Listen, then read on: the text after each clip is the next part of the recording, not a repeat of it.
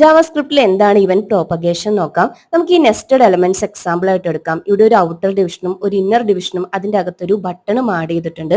Suppose ഈ എല്ലാ എലമെന്റ്സിനും click event implement ചെയ്തിട്ടുണ്ടെന്ന് വിചാരിക്കുക. അങ്ങനെയാണെങ്കിൽ ഈ ബട്ടൺ ക്ലിക്ക് ചെയ്യുമ്പോൾ എങ്ങനെയായിരിക്കും ഈ ഇവന്റ് ഫ്ലോ ചെയ്യുന്നത്? ഇതാണ് പ്രോപ്പഗേഷൻ. രണ്ട് ഫേസ് ഉണ്ട്, ബബ്ലിങ്ങും ക്യാപ്ചറിങ്ങും. ഇതിൽ ബബ്ലിംഗ് എന്ന് വെച്ചാൽ നമ്മൾ നേരത്തെ പറഞ്ഞ പോലെ എല്ലാ എലമെന്റ്സിനും ക്ലിക്ക് ഇവന്റ് ലിസ്ണർ ആഡ് ചെയ്തിട്ടുണ്ട്. അകത്തൊരു കൺസോൾ സ്റ്റേറ്റ്മെന്റും ഉണ്ട്. നമ്മൾ ഈ ബട്ടൺ ക്ലിക്ക് ചെയ്യുമ്പോൾ ഫസ്റ്റ് ഈ ബട്ടന്റെ ക്ലിക്ക് ഇവന്റ് ആയിരിക്കും എക്സിക്യൂട്ട് ആവുന്നത്.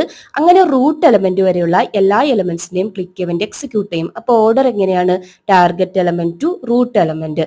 സപ്പോസ് നിങ്ങൾക്ക് ഈ ഓർഡർ ഫ്ലിപ്പ് ചെയ്യണം, അതായത് റൂട്ട് എലമെന്റിൽ നിന്ന് സ്റ്റാർട്ട് ചെയ്യണമെങ്കിൽ ഈ ആഡ് ഇവന്റ് ലിസ്ണർ മെത്തേഡിന്റെ സെക്കൻഡ് പാരാമീറ്റർ ട്രൂ ആയിട്ട് സെറ്റ് ചെയ്ത് കൊടുക്കുക. അപ്പൊ അങ്ങനെ വരുമ്പോൾ നമ്മൾ ഈ അഗെയിൻ ഈ ബട്ടൺ ക്ലിക്ക് ചെയ്യുമ്പോൾ ആദ്യം ഔട്ടർ ഡിവിഷന്റെ ആ ഒരു event listener click event listener execute ചെയ്യും. നെക്സ്റ്റ് ഇന്നർ, ഫൈനലി ആയിരിക്കും നമ്മുടെ ടാർഗറ്റ് ബട്ടന്റെ ഇവന്റ് ലിസ്ണർ എക്സിക്യൂട്ട്